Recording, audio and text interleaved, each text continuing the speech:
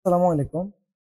ষষ্ঠ শ্রেণী থেকে এসএসসি পরীক্ষার্থী পর্যন্ত যারা রয়েছেন তাদের সকলের জন্য আরেকটা গুরুত্বপূর্ণ সেন্টেন্সের আরেকটা পার্ট হচ্ছে কি অ্যাসার্টিভ টু এক্সক্লেমেটরি।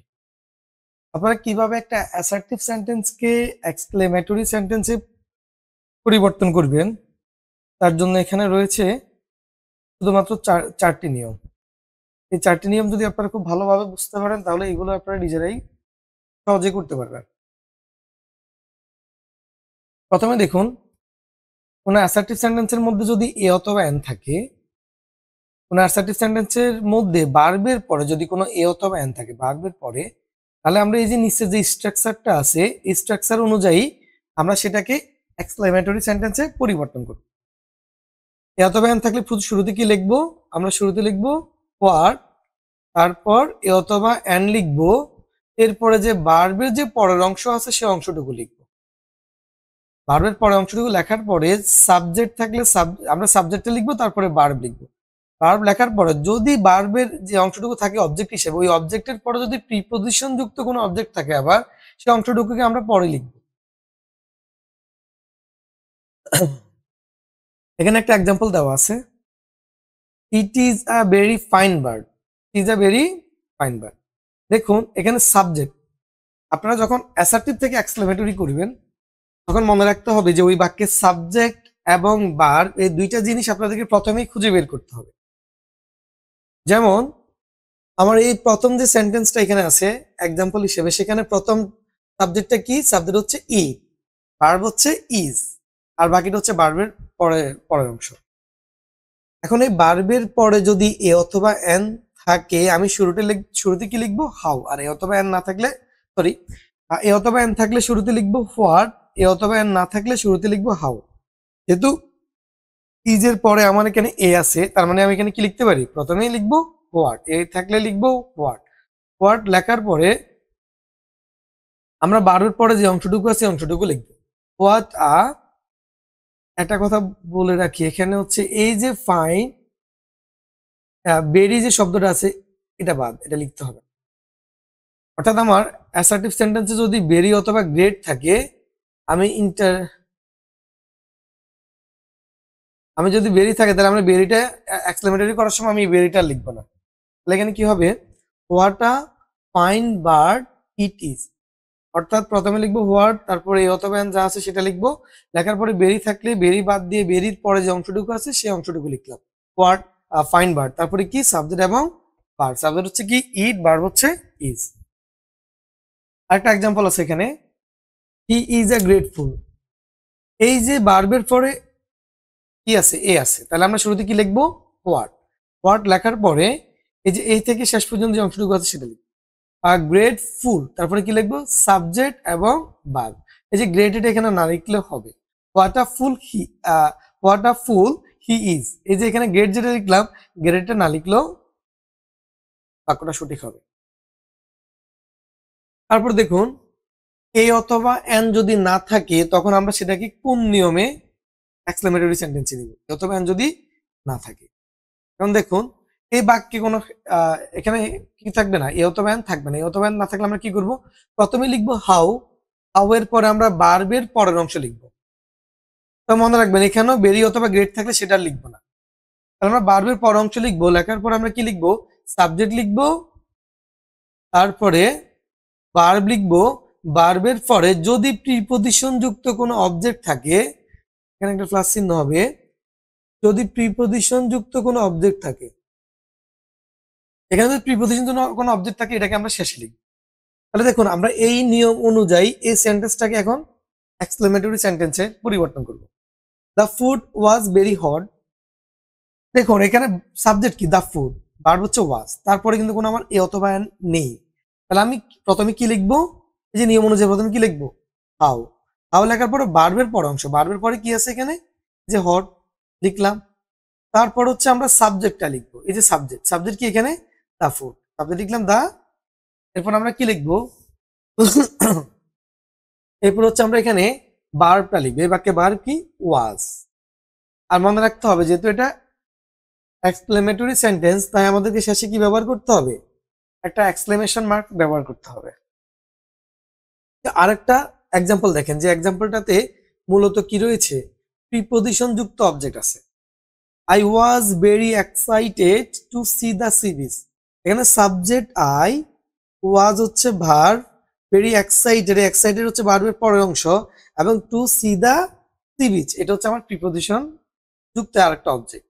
তাহলে আমি এখানে প্রথমে কি লিখবো, যেহেতু এ অথবা এন্ড নেই ভার্বের পরে, তাহলে প্রথমে লিখবো হাউ।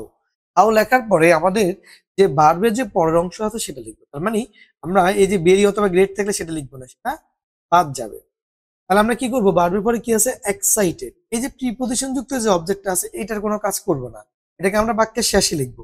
তাহলে ভার্বের পরের অংশ বলতে আমরা এখানে কি লিখবো, এই যে প্রিপজিশনের আগ পর্যন্ত, প্রিপজিশনের পূর্ব পর্যন্ত যে শব্দগুলো থাকবে ওইগুলো লিখবো।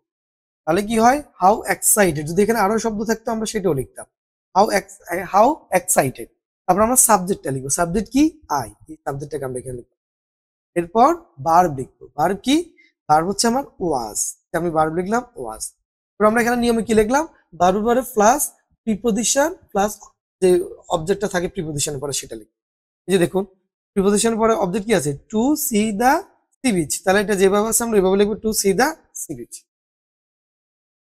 এখন 3 নং যে নিয়মটা, এটা হচ্ছে কি, সাবজেক্ট প্লাস উইশ প্লাস আবার যদি সাবজেক্ট থাকে কোনো বাক্যের স্ট্রাকচার যদি এরকম হয় অ্যাসার্টিভ সেন্টেন্সে, এটাকে এক্সক্লেমেটরি নেওয়ার সময় আমরা কি লিখবো, প্রথমে হয় ইফ, হ্যাড, উড, দ্যাট, এই যে তিনটা যে কোনো একটা লিখবো, তারপর সাবজেক্ট লিখবো, এরপরে ভার্ব লিখে শেষ পর্যন্ত লিখে ফেলবো, শেষ।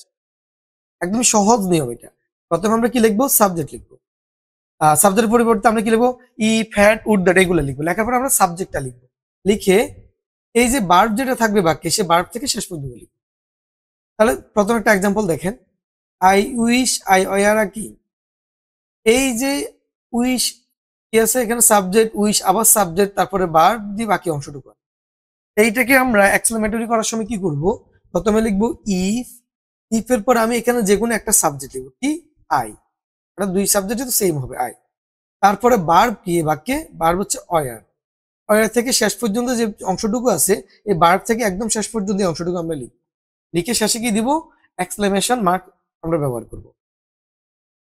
আবার দেখুন আরেকটা এক্সাম্পল, হ্যাড আই বিন আ কি, এটাকে আবার এই নিয়মে করতে পারবেন আপনি, এটাকে হ্যাড দিয়েও ব্যবহার করতে পারবেন।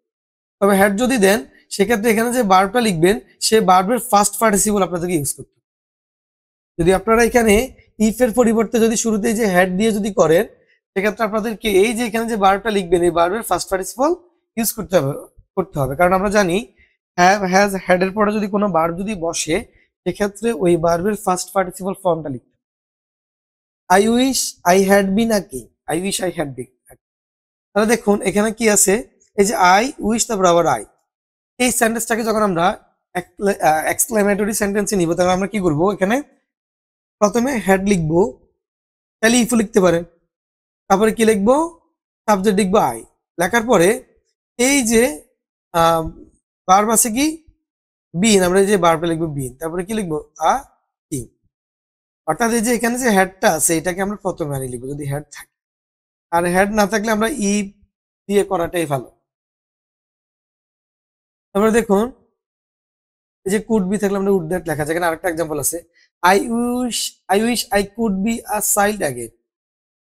তাহলে এই যে এখানে কুড বি আছে, তাহলে আমরা এখানে কি লিখতে পারি, উড দ্যাট, শুরুতে কি লিখবো, উড দ্যাট, তারপর সাবজেক্ট কি আছে, আই, আই লিখি একদম ভার্ব কি আছে, কুড, কুড থেকে একদম শেষ পর্যন্ত এই যে আই সাবজেক্ট, এই সাবজেক্ট থেকে একদম শেষ পর্যন্ত যা আছে তা লিখবো। শুধুমাত্র আই উইশ এর পরিবর্তে আমরা লিখবো উড দ্যাট, অথবা হ্যাড এর পরিবর্তে আমরা লিখবো, সরি, আই উইশ এর পরিবর্তে আমরা এখানে কি লিখবো, হ্যাড আই, হ্যাড লিখলে সেক্ষেত্রে এই হ্যাডটার এখানে লিখবো না। আমাদের সর্বশেষ যে নিয়মটা, যদি ইট ইজ ম্যাটার অফ সরো বা ম্যাটার অফ জয় থাকে তখন আমরা এই নিয়মে করব। আমরা শুরুতে কি লিখবো, অ্যালাস অথবা হুররে। যদি matter of it is matter of sorrow থাকে তখন আমরা লিখবো অ্যালাস, আর যদি থাকে it is matter of joy তখন আমরা লিখবো হুররে। তারপরে আমরা বাকি যে অংশটুকু আছে সেটা লিখে শেষে এক্সক্লেমেশন মার্ক ইউজ করব। ইট ইজ ম্যাটার অফ সরো, ইট is matter of sorrow that he has failed. তাহলে এই যে ইট ইজ ম্যাটার অফ সরো, ইট ইজ ম্যাটার অফ সরো, এই অংশটুকুর পরিবর্তে আমরা লিখবো কি, আমরা এটা পরিবর্তে লিখবো অ্যালাস, যেহেতু এটা দুঃখ বুঝেছে। অ্যালাস লিখে আমরা এই এক্সক্লেমেশন মার্কসটা আমরা ইউজ করবো। তারপরে কি আছে, এই যে দ্যাট এর পরে যে অংশটুকু আছে হি হ্যাজ ফেইল্ড, সেই অংশটুকু আমরা লিখব হি হ্যাজ ফেইল্ড। আবার দেখুন it is matter of joy that we have won the game, যেহেতু ম্যাটার অফ জয় এখানে আনন্দ বুঝাইছে, আমরা শুরুতে কি লিখবো, আমরা লিখবো হুররে, হুররে লিখে আমরা এক্সক্লেমেশন মার্কটা ব্যবহার করবো। তারপর এই যে দ্যাট এর পরে যে অংশটুকু আছে অংশটুকু যেভাবে আছে ওইভাবে লিখবো আমরা, এবং শেষে ফুল স্টপ ব্যবহার। আমরা এই নিয়মগুলো থেকে যে এক্সক্লেমেটরি সেন্টেন্সটা পরীক্ষা আসে সেগুলো হচ্ছে প্র্যাকটিস করতে হবে। তবে মনে রাখবেন জুনিয়র বৃত্তি পরীক্ষা যারা দিবেন তাদের জন্য হচ্ছে এই নিয়ম 1 নং এবং 2 নং নিয়মটা খুবই, এখান থেকে কোশ্চেন আসবে, আপনার শুধু 1 নং এবং 2 নং নিয়মটা করতে পারলেই হবে। 1 নং এবং 2 নং নিয়মে যে প্রিপোজিশন যুক্ত যে অবজেক্ট এটাও থাকবে না, অবজেক্টটা বাদ দিয়ে আসবে। It is a very fine bird, এরকমই এখানে আরেকটা প্রিপোজিশন যুক্ত যে অবজেক্ট থাকে সেটা আপনাদের আসবে। তো সেক্ষেত্রে আমরা কি করবো, আমরা একেবারে ইজি এই অথবা এন থাকলে হাউ, হোয়াট লিখবে, অথবা এন না থাকলে হাউ লিখবো, লেখার পরে অথবা এন থেকে শেষ পর্যন্ত, তারপর সাবজেক্ট, এরপর ভার্ব। আর যদি যদি বেরি অথবা গ্রেড থাকে সেটাকে আমরা লিখবো না, এটা আমরা এক্সপ্লেনেটরি করার সময় আর লিখবো না। তাহলে এই নিয়মগুলো থেকে আপনারা যে মডেলের যে কোশ্চেন গুলো আছে তাদেরকে এক্সারসাইজ করার জন্য দিছে সেগুলোকে আপনারা করবেন, প্র্যাকটিস করতে থাকেন, তাহলে ইনশাল্লাহ এগুলো খুব ভালোভাবে করতে পারবেন।